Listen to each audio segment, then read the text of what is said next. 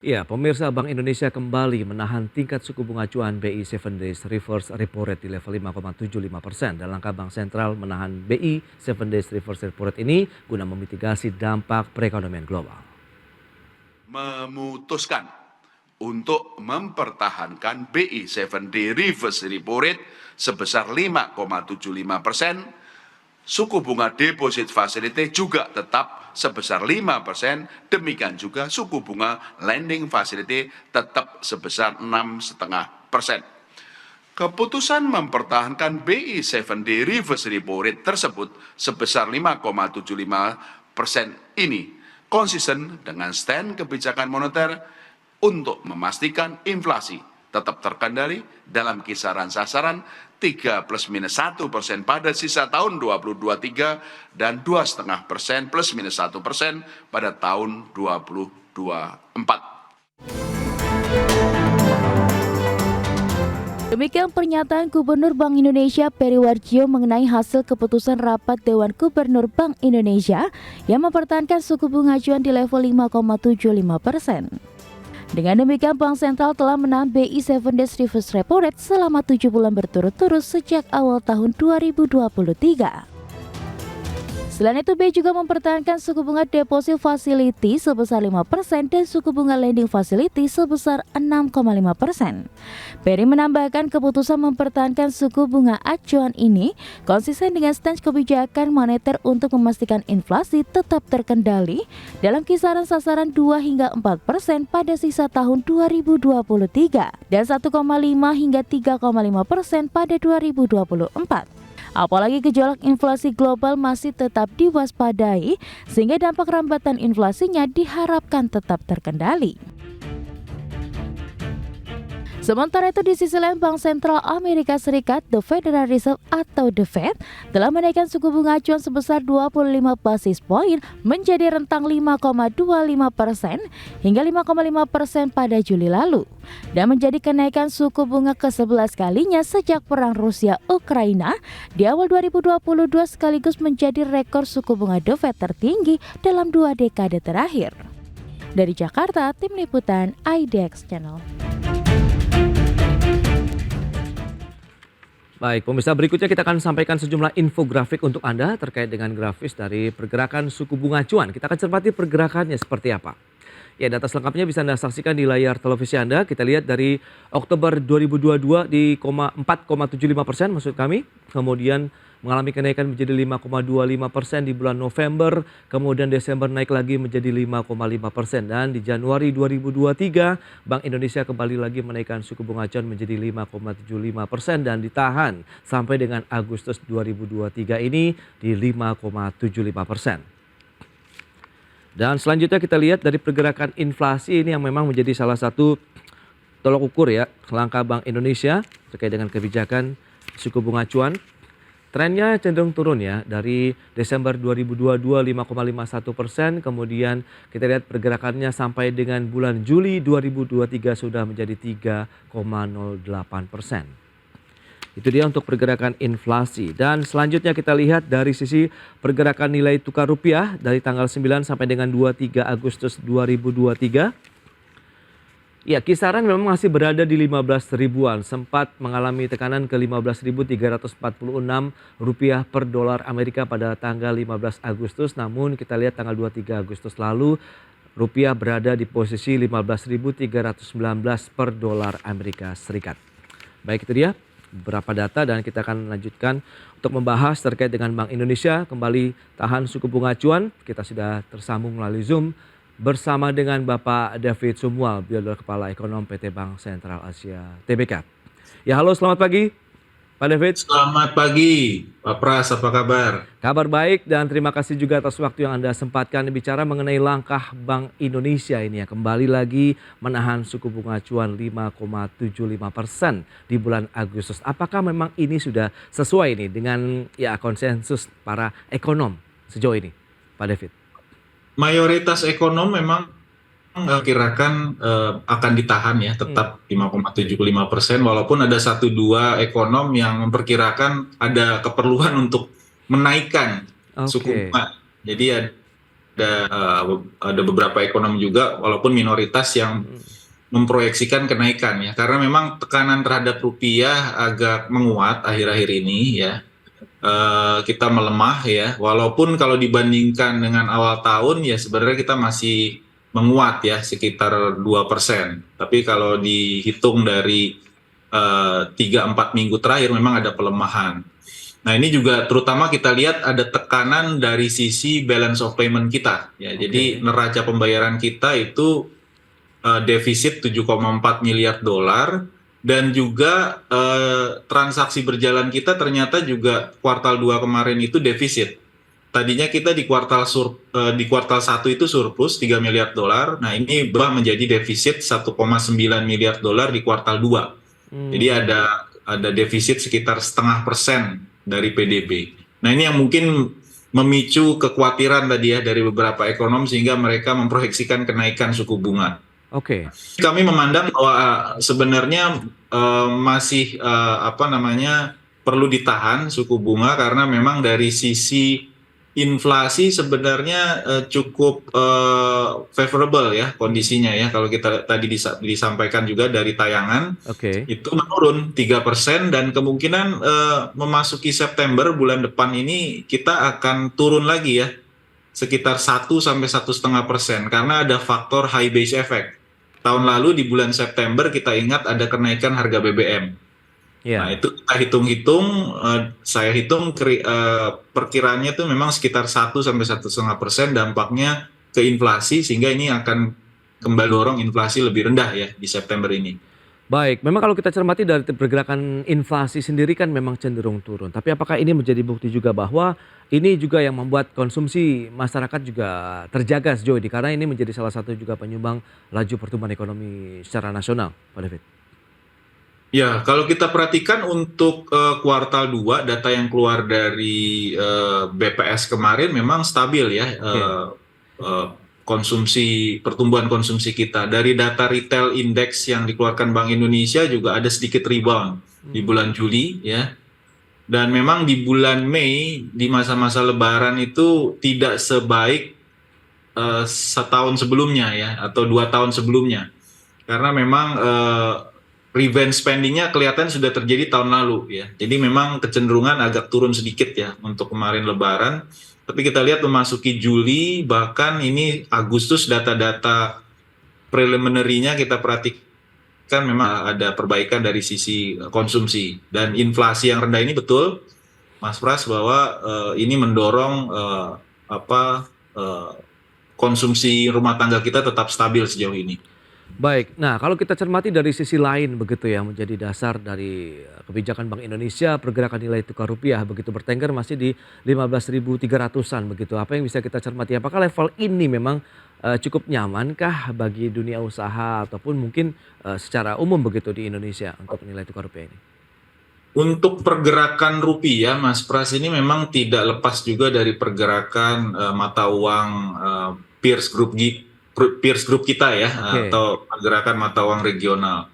Dan memang kecenderungan sejak minggu lalu itu dolar indeks itu kecenderungan menguat ya. Karena ada ekspektasi Fed ini masih akan menaikkan lagi. Nanti ada tanggal 19 September meeting Fed, ada wacana kemungkinan kenaikan 25 basis point ya.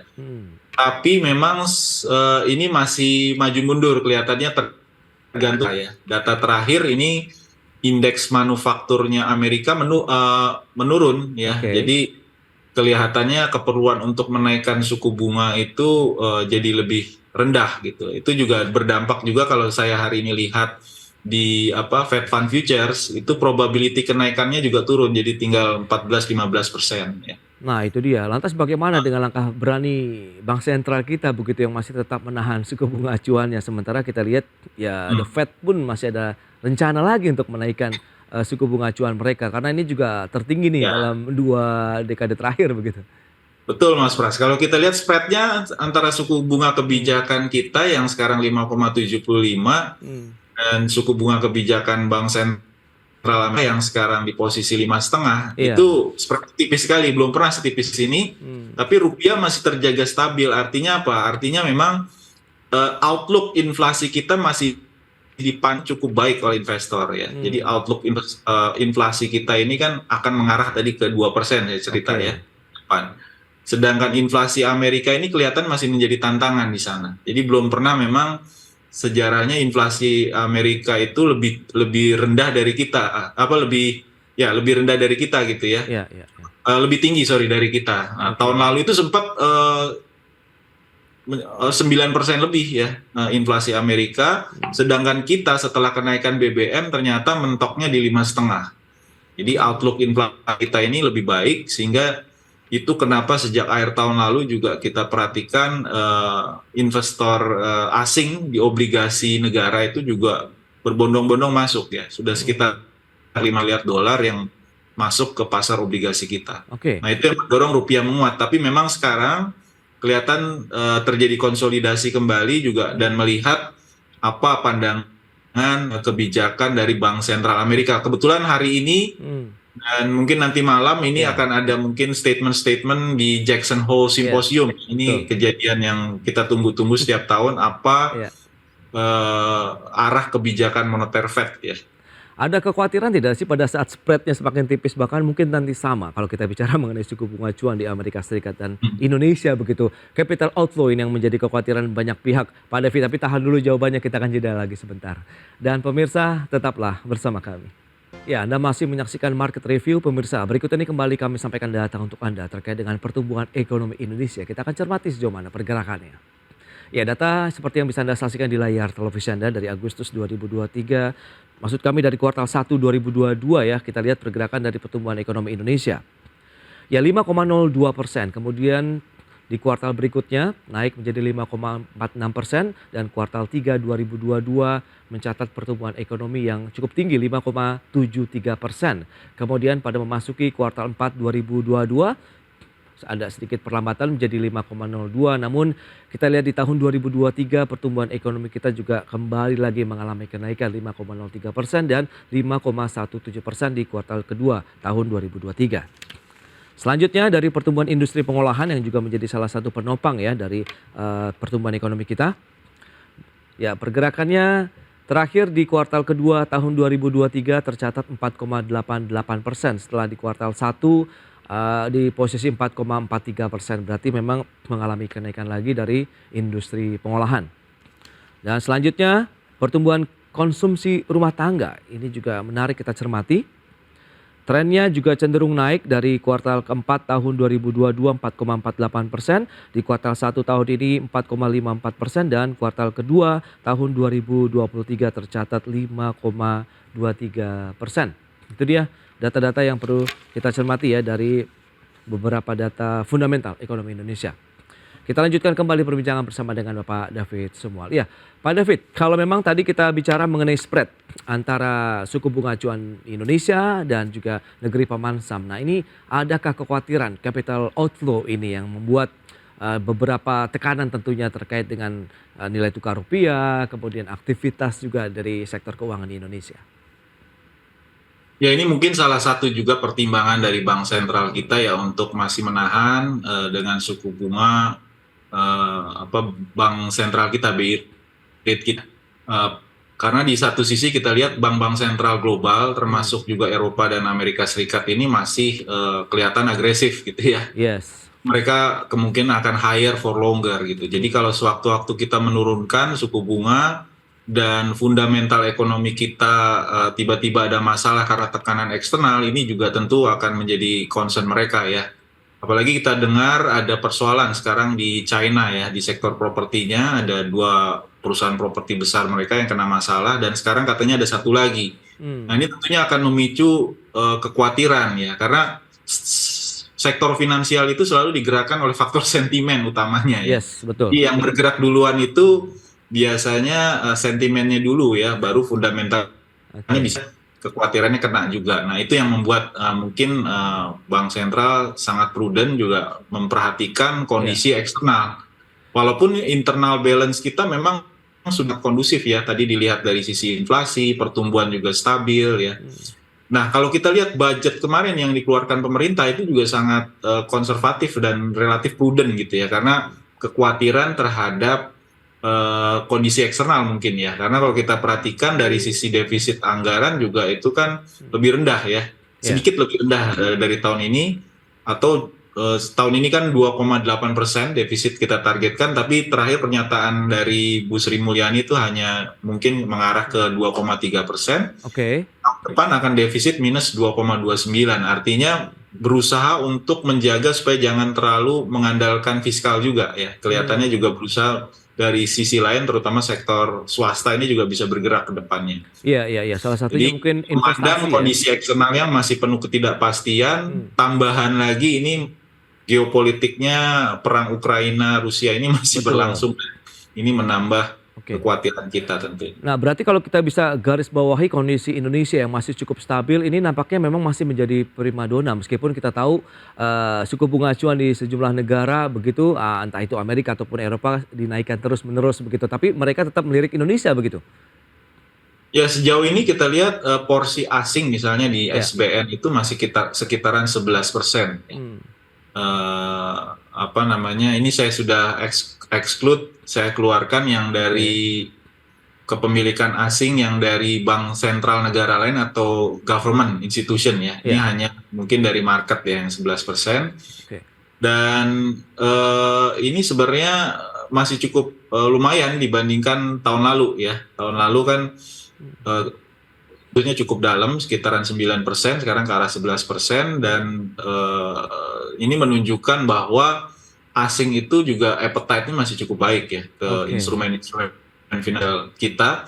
Dan kemarin ada berita baik sebenarnya dari ini sangat-sangat baik sebenarnya, policy dari Bank Sentral mengeluarkan satu instrumen baru yang namanya sekuritisasi rupiah ya, untuk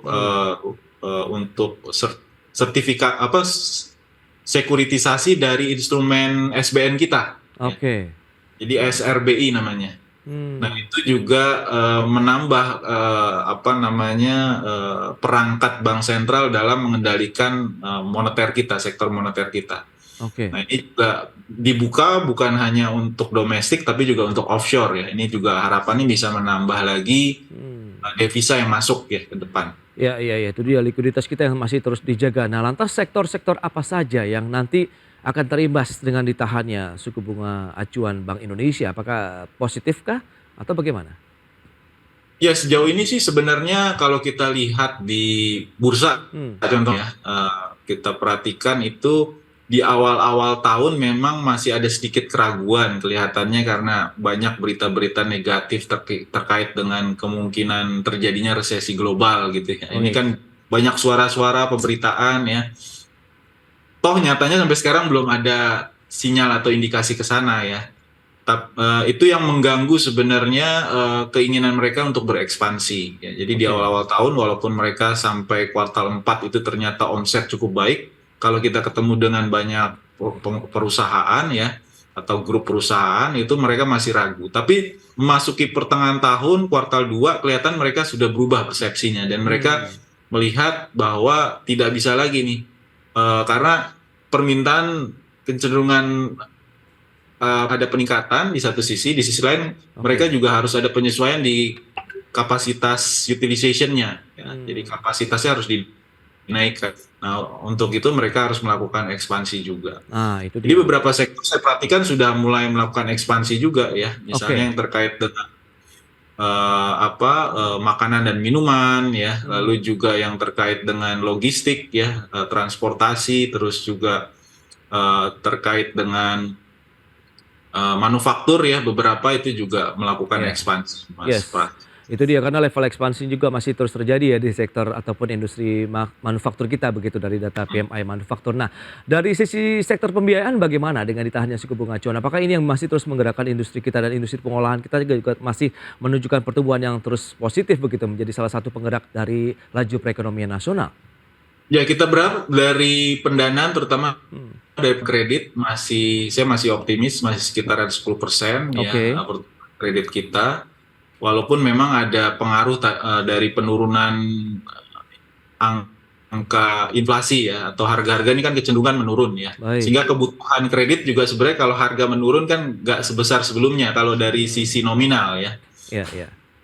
Tapi kami tetap optimis target sekitar 10%-an dari otoritas itu bisa kita secara perbankan nasional kan juga Bank Indonesia maupun OJK melihat bisa kena 10%-an, dan ini saya pikir juga masih achievable ya untuk tahun 2023 ini. Baik, Pak David, terakhir proyeksi Anda terkait dengan arah pergerakan dari suku bunga acuan Bank Indonesia di tahun politik ini seperti apa nantinya? Oke, kelihatannya memang tadi yang saya ceritakan di awal, internal balance cukup baik, sehingga kelihatannya juga keperluan untuk menaikkan itu terbatas ya. Tetapi juga kita masih harus waspada dengan kondisi eksternal tadi ya, pengaruh dari kebijakan The Fed ya, kondisi geopolitik, kondisi likuiditas di China juga ya. Sehingga juga kelihatannya untuk menurunkan terlalu cepat dalam kondisi sekarang juga sulit untuk dilakukan ya. Jadi saya pikir sementara waktu ini kemungkinan pilihan dari bank sentral itu mungkin proyeksi saya masih menahan suku bunga sambil melihat perkembangan eksternal maupun internal kita. Baik, itu dia proyeksi dari pertumbuhan ekonomi Indonesia, kemudian kondisi fundamental dan kondisi global, dan tentunya arah pergerakan dari suku bunga acuan Bank Indonesia di tahun politik. Pak David, terima kasih banyak atas waktu dan sharing yang sudah Anda sampaikan kepada pemirsa pada hari ini. Selamat melanjutkan aktivitas Anda kembali dan sampai berjumpa lagi, Pak David. Ya, selamat pagi Mas Pras. Terima kasih. Baik. Dan pemirsa, informasi tadi menandai akhir jumpa kita dalam Market Review kali ini, dan nantikan program-program spesial persembahan IDX Channel dalam rangka HUT pasar modal di bulan Agustus ini dalam Capital Market Month at IDX Channel, dan saksikan terus IDX Channel, your trustworthy and comprehensive investment reference. Saya Prasetyo Wibowo beserta kerabat kerja yang bertugas undur diri. Terima kasih dan sampai jumpa.